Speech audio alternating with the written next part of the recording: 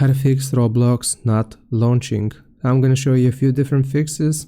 For the first one, open up your computer search for Roblox player, right click, open file location, again right click, show more options, open file location, and you want to find Roblox player beta, right click, show more options, and go into properties.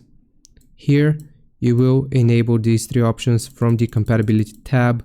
Compatibility mode, run this program in compatibility mode for Windows 8, disable full screen optimizations, and run this program as an administrator.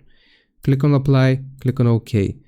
If your Roblox still doesn't open, you wanna click on the bar here, right click, copy, and you will then search for graphics settings.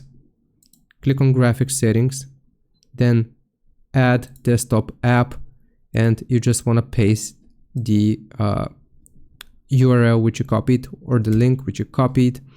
Here you will select Roblox player beta and add, and once you have it added, you will just search for Roblox, click to expand it, and set this to high performance.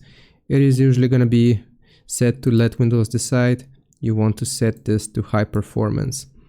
Once you have done this, if it still doesn't work, the last thing that I suggest doing is searching for add or remove programs. Here you will search for Roblox player, click on the three dots, uninstall, and then you just want to open up any game. And once you try to play the game, if it's free of course, then it is going to ask you to reinstall Roblox, and you can reinstall the game, and that should fix the issue.